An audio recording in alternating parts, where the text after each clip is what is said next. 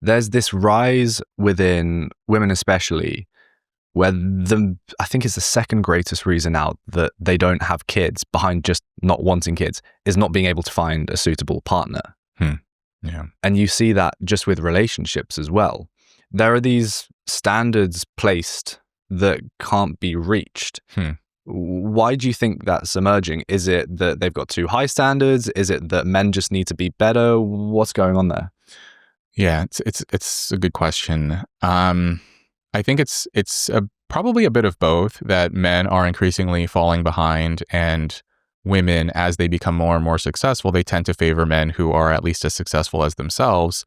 And that was an interesting kind of debate for a while. If you looked at kind of the research in mating psychology of, one hypothesis would be that as women become more educationally and occupationally successful, their standards for a professionally successful man would decline, right? Because you could say, well, the reason why women have historically liked economically successful men is because women were shut out of the labor force, they were oppressed and diminished and marginalized, and so they had this strong desire for an economically successful man to compensate for their own inability to produce and to provide for themselves.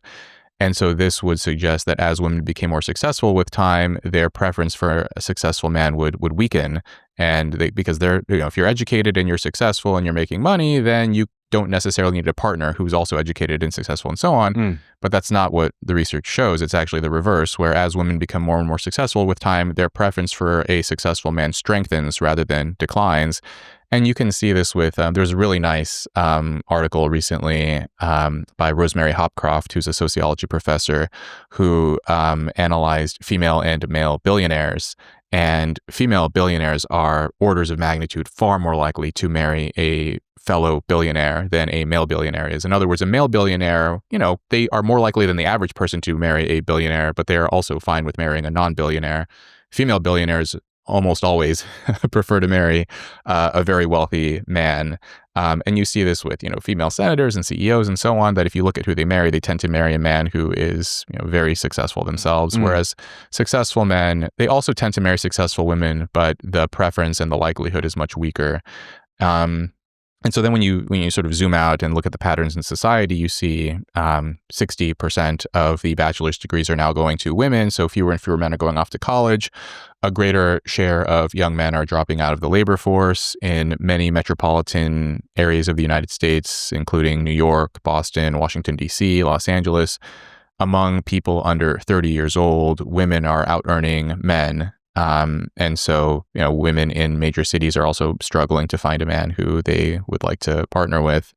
And so that feeds into it, that women have strong standards as they continue to climb up in society. They would naturally want a man who's also successful, but the pool of successful men continues to shrink over time. And so, as a result of this, you're seeing this kind of interesting dynamics around dating, around, expectations and likelihood of forming, committed long-term relationships. All of those things are declining because women have fewer options to choose from. And then of the options that they do have, successful men tend to be, they are generally less committed to finding a partner for the long term and more willing to date around and to have, do people still say roster? Have a roster.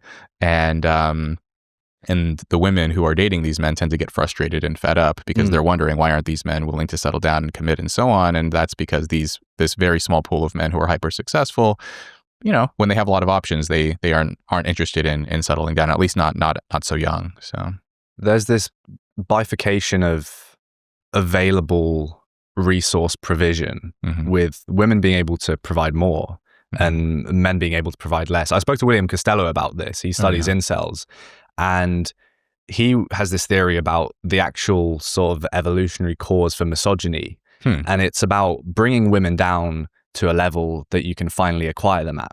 So if you're a man and you can't provide resources, the only thing you can do is inflict cost on the women instead. You diminish their self-esteem, and then they think that they're at a low enough status to be aiming up at you. Oh, I see. So I wonder where this is all going to trend if this bifurcation keeps on getting bigger and bigger.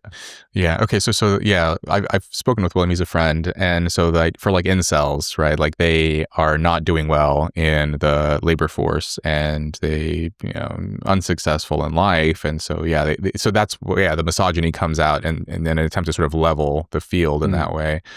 I mean, over time, I'm short-term pessimistic. I don't really see this pattern shifting anytime soon. What makes you say that?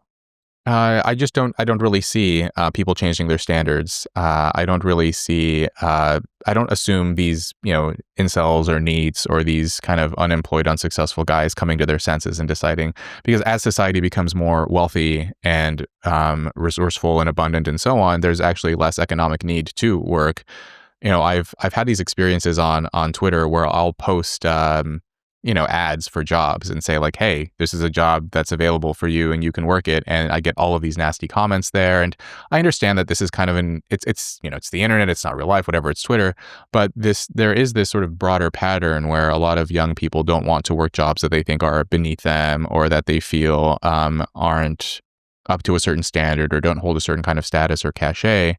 But it's only in a very wealthy society where you even have the privilege of deciding whether to work or not, right? Like in decades past, if you were an able-bodied young guy and you weren't working, you were called a bum, you were stigmatized, you were treated as unserious. Like people would just throw you out on the street and say, well, if you don't want to work, then off you go.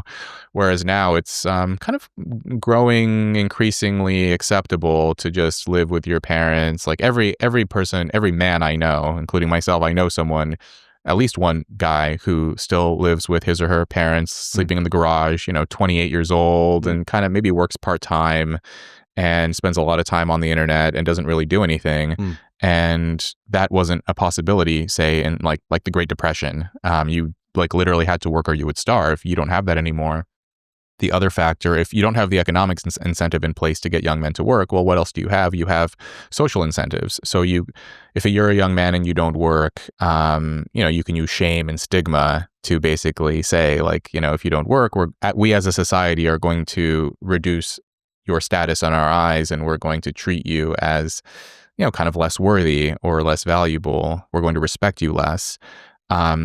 And that's kind of on the sort of the negative end. On the positive end, we could say if you're a young man and you work and you go to college and so on, we're going to applaud you and we're going to say, we're proud of you, we're happy that you're doing this. But increasingly as a society, I think we're shifting towards this sort of impartial, non-judgmental, look, if you want to work, that's fine. If you don't want to work, that's fine. Who are we to say, I don't want to sound judgmental. I don't want to sound mean. I don't want to stigmatize or shame anyone's behavior. And so if you're a 28-year-old guy and you work part-time at the batting cage and then you spend the rest of the time watching TikTok and watching porn, who am I to say if that's a better life than, working hard and being conventionally successful? And so that's on the male side. And then, on the female side, I don't really see. It's funny, you see these incels, and I remember talking about this with William, you see these incels who complain about women's interest in successful men, as if this is like a malleable, as if you can sort of shame or stigmatize or manipulate women into relinquishing that preference. But just as men like physically beautiful women, and I don't think, there's sort of limits to how malleable that preference is. I think similarly, there's a limit to how malleable women's preference is for a guy who's ambitious and hardworking and successful. And so women's preference is going to remain generally the same for those types of men, but fewer men are going to live up to that preference. And so this pattern, I just don't see it changing.